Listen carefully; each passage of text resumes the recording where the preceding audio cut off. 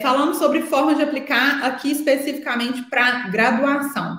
A gente tem o Common App, que é a plataforma, é a mais usada.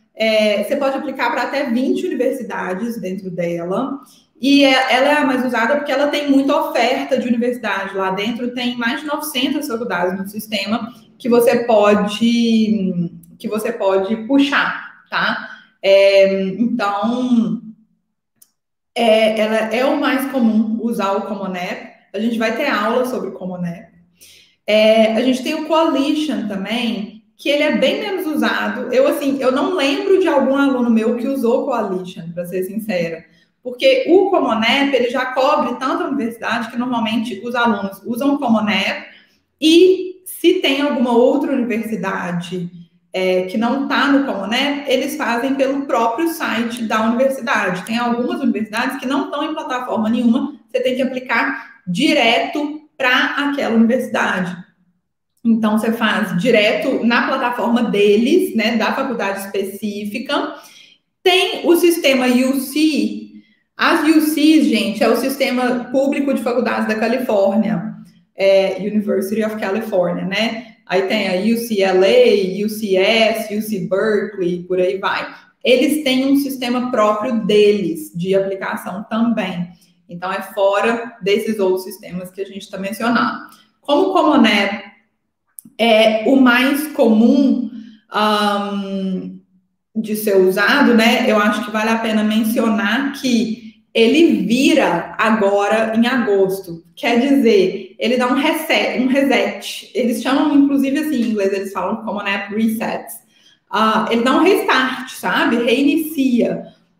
Então, não comecem a preenchê-lo agora. A única coisa que você deve fazer, se você já quiser, você pode criar o seu perfil lá já, preencher a parte só do perfil, nome, essas coisas básicas que estão lá na parte de profile, e só, porque em agosto, todas as informações que você tiver colocado a mais lá, elas vão ser zeradas. Você vai perder e vai ter que preencher tudo de novo.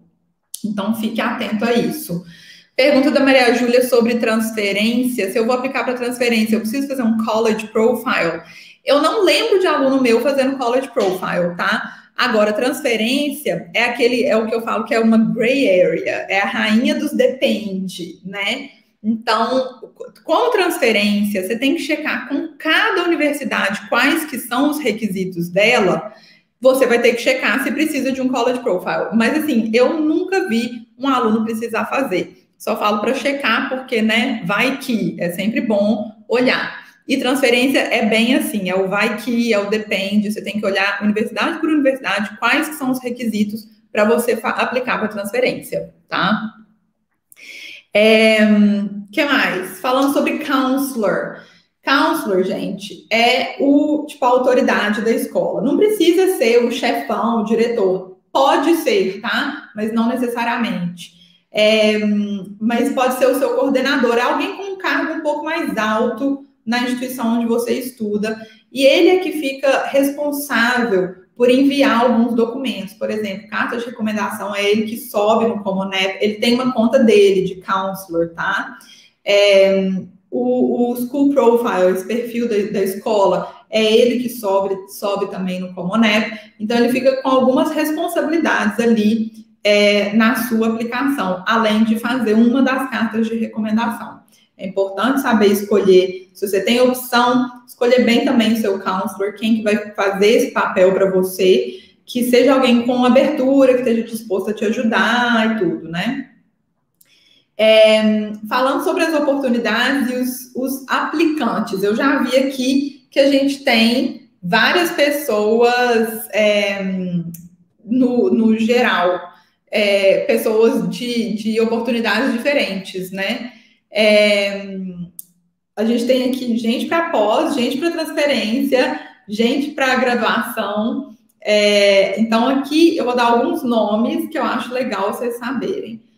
Freshman é o calouro, ele traduz literalmente como calouro, é quem sai do ensino médio, não faz nenhuma faculdade e vai começar a faculdade. O que eu quero dizer com isso? Ou você vai direto do ensino médio, né? Você termina aqui agora, vamos supor, nesse dezembro agora, e vai começar a faculdade lá em agosto. Você é um calouro lá.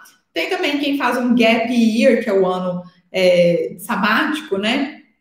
E então, quer dizer, saiu do ensino médio, não fez faculdade nenhuma e vai começar a faculdade lá, é um calouro também, tá?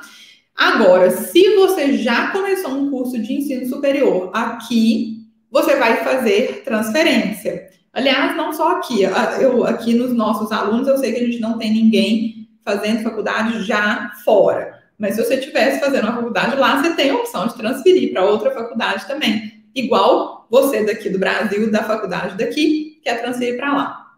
Mas, anyways, transfer é o nome que a gente dá, a gente fala que é um transfer student. É o aluno que está na faculdade e quer transferir para uma outra faculdade lá. Tipos de faculdade que a gente tem. Só voltando aqui nos nomes, esse, obviamente, não tem isso para graduação e pós, né? Para pós-graduação, né, gente? Quem vai aplicar para algum tipo de pós é como se fosse calouro sempre, né? Então, você aplica para o mestrado, para o doutorado, por aí vai. Os tipos de faculdade, isso é legal, que dá umas dúvidas. Outro dia me perguntaram isso, fala sobre essas faculdades públicas nos Estados Unidos. A gente tem aquela visão de brasileiro, né? Que a gente tem a visão de brasileiro que faculdade pública é de graça, né? Então, não é a mesma coisa, né, gente? Infelizmente. É o counselor que envia o School Profile, sim, tá? E só lembrando que eu estava falando de nomes, né? Do Transfer Student, do Freshman Student. E aí, quem for para fazer graduação é um graduate... Graduação não, desculpa. Pós-graduação. Então, mestrado, doutorado... Você vai ser um graduate student. Eu sei que pode parecer confuso, porque a gente pensa em graduação e aí pensa graduate, mas não é, tá? Esse nome, graduate, é para o segundo nível, é para pós. Para quem vai fazer faculdade, seu nome vai ser undergraduate student, beleza?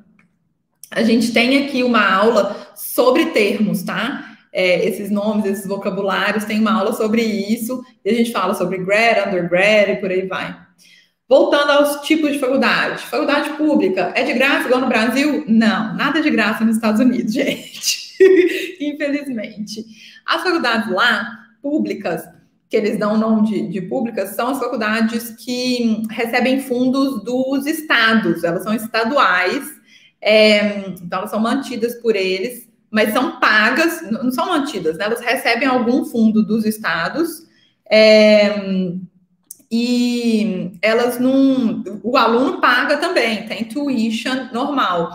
A diferença para a gente, eles têm normalmente menos bolsa para aluno internacional e para os americanos, eles têm mais desconto. Eles têm um negócio que chama in-state tuition. Tuition é a anuidade, né? O valor que você paga lá na faculdade.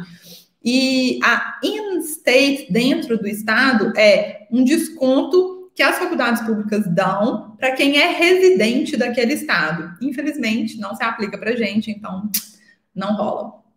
As faculdades privadas, que são mantidas mesmo por iniciativa privada, por doações também, eles lá fazem uma diferença para as faculdades private universities, e tem um outro nome que eles dão que chama for-profit universities. Essas são diferentes, tá? Essas for-profit, muitas até não são muito bem-vindas, porque elas são muito focadas realmente em lucro, tá? E aí tem até uns estudos que mostram que a taxa de tipo, quantos alunos conseguem emprego quando saem dessas for-profit não é muito alta. Então, o que a gente busca é private university, não for-profit universities.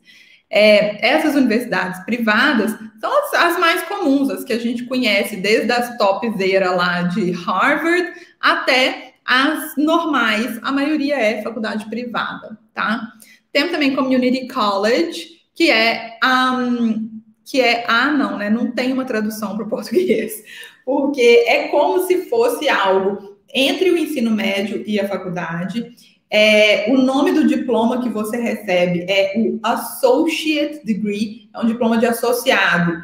meio que bate com o de tecnólogo aqui no Brasil, mas não é a mesma coisa, tá? É só para vocês entenderem. Então, não é um diploma de ensino médio, nem um diploma de universidade. O que muita gente faz? Entra para Community College, faz os 2 anos, dali transfere para uma universidade e completa mais 2 anos, e aí sim recebe o diploma de ensino superior, o diploma de bacharel, né? É um esquema interessante. Eu conheço algumas pessoas que fizeram isso, e é um esquema interessante por questão de custo, que a Community College, ela pode não ter muita bolsa, mas ela tem um custo bem mais barato do que uma universidade. Então, você matar uns créditos ali naqueles 2 anos de community e depois transferir para a universidade pode ser uma estratégia interessante. Essa pergunta legal aqui, ó.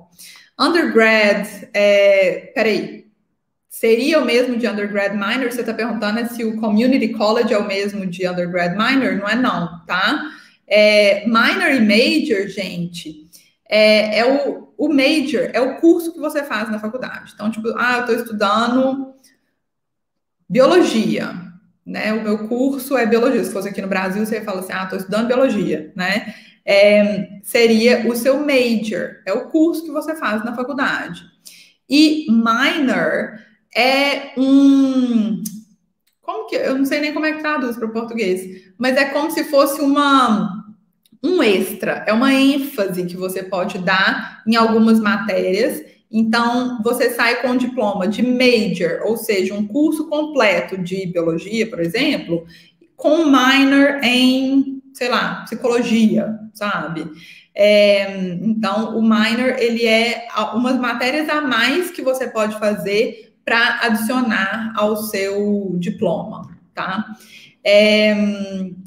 Tipo uma especialização, um negócio que não traduz exatamente como especialização, né? Porque a especialização aqui no Brasil é feita depois da universidade, né? Então, não é exatamente a mesma coisa. Mas, por exemplo, vou dar um exemplo de um aluno meu que foi para fazer... ele foi para estudar business. O major dele era business, então, tipo, administração. E ele fez um minor em psicologia do esporte. Então, ele tinha esse... É tipo um curso secundário, a Bruna me lembrando aqui. É tipo um curso secundário. Ele fez um minor em psicologia do esporte e hoje em dia ele tem uma empresa que mexe com psicologia do esporte. Então, ele casou as duas coisas. É uma coisa interessante, pode adicionar legal no seu currículo, mas, obviamente, dá trabalho, porque são mais matérias que você vai ter que cursar. Não é tipo um técnico é matérias a mais, é um curso secundário que você vai fazer durante a sua faculdade. Então, é como se você fizesse todas as matérias do seu curso principal, nesse caso do meu aluno lá, ele fazia todas as matérias do curso dele de biologia. E aí, ele fazia algumas matérias que eram requisito para ele ter o minor em psicologia, entendeu? Beleza, então a gente estava falando de community college, teve alguém que perguntou aqui, é possível sair de community e ir para Harvard? É possível. Pessoalmente, eu não conheço ninguém, não quer dizer que é porque não existe, é porque não aconteceu com nenhum aluno meu, mas existe, eu sei de casos, não de Harvard, mas de casos, assim, de gente que transferiu de uma community para a faculdade bem top. Então, é possível, sim, tá? A gente estava falando aqui de major e minor e tal. Não é uma preocupação para agora, tá? Isso é para quando você estiver lá cursando, você pode escolher essas matérias a mais. Por enquanto é só para vocês saberem o nome, mas não precisa preocupar com isso não, tá? Beleza. De community college, uma coisa que é interessante lembrar da questão da transferência e tal, é que muitas community, elas têm parceria com universidades e aí facilita a transferência, sabe? Da community para algumas universidades específicas. Eu até mencionei outro dia um aluno meu que está indo para uma community, ele está indo agora em agosto, hoje, aliás, eu estava conversando com ele que o visto dele saiu e tal. Ele está indo para uma community college no Texas e a essa college dele tem uma parceria com a University of Texas e com algumas outras universidades, então ele já está pensando nisso, de poder transferir depois. Falando sobre calendário de aplicação, isso aqui é uma revisão bem importante que eu sei que às vezes causa confusão em algumas pessoas. Vamos relembrar que o ano letivo deles, lá nos Estados Unidos e em muitos países, né, não é só nos Estados Unidos não, Canadá, na Europa e tal, o ano letivo começa em agosto, depois do verão deles, né? O nosso começa depois do verão também, né? Eu acho que se a gente raciocina de acordo com a estação do ano, faz mais sentido. Então, o ano letivo deles começa em agosto. Então, um ano letivo deles é 6 meses, os últimos 6 meses de um ano, e os primeiros 6 meses do ano seguinte, entenderam? Então, o próximo ano letivo deles, que vai começar agora, em agosto de 2021, vai acabar em junho de 2022, entendeu? E isso influencia nas aplicações, influencia para a gente entender, né? Quem vai aplicar agora, em dezembro, você vai começar a estudar lá em agosto do ano que vem, que é quando começa o próximo ano letivo. O período de aplicação varia um pouco, varia com universidade, oportunidade, mas eu diria que vai entre agosto e fevereiro, mas o período pesado, assim, da maioria dos prazos é entre novembro e janeiro, tá? É o mais pesado mesmo, onde tem a maioria dos prazos das universidades, para qualquer oportunidade dessas de graduação, pós e tal. Você tem, para graduação, algumas possibilidades diferentes, tá? Você pode aplicar como Regular Decision, esse nome aqui, ó, Regular Decision, que é uma aplicação normal, no prazo normal, normalmente vai entre dezembro e fevereiro, principalmente entre dezembro e meados de janeiro, é a parte mais puxada de prazo, que é a aplicação normal, no prazo normal. Você tem a opção de fazer Early Decision. O que é isso? É aplicar num prazo antes, normalmente em novembro, e é um tipo de aplicação em que você se compromete que, se eles te aceitarem, você vai para lá. A gente fala que é um acordo de cavalheiros, assim, não tem realmente um contrato, mas você se compromete com aquilo. Então, se eles te aceitarem, você tem que ir para lá. Você só não vai se você comprovar, por exemplo, não exatamente comprovar, mas assim, se você não conseguir, por exemplo, a bolsa que você precisa, se você não conseguir pagar, né? Mas o acordo você aplica em Early Decision, você tem mais chances de ser aceito, porque você está aplicando antes. A Bruna está me contando que tem algumas faculdades hoje em dia pedindo para assinar termo para quem faz Early Decision. Então, bom saber disso. Anyways, você aplica como Early Decision num prazo antes, tem mais vaga disponível. Você tem mais chance de ser aceito, porque você está demonstrando um interesse maior e assumindo um compromisso, né? Tipo, eu quero tanto essa universidade que se vocês me aceitarem, eu vou para aí, tá? Então, tem essa vantagem, né? De ter um pouco mais de chance.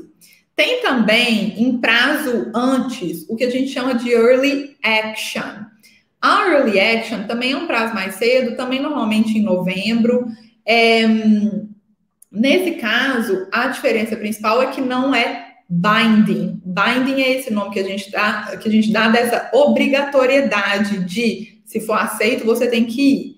O Early Action, a vantagem dele principal é que você recebe a aceitação ou não antes, então você ainda consegue aplicar para outras universidades, sabe? Vamos supor, você queria aquela faculdade, fez o Early Action, mas eles não te aceitaram. Ainda dá tempo de você mandar para outras faculdades no Regular Decision, entenderam? Então, pode ser uma estratégia interessante. A gente tem também o Rolling Admission. Rolling Admission, as faculdades não têm prazo, elas ficam recebendo as aplicações conforme vão recebendo. Se houverem vagas, eles vão te aceitando ou não.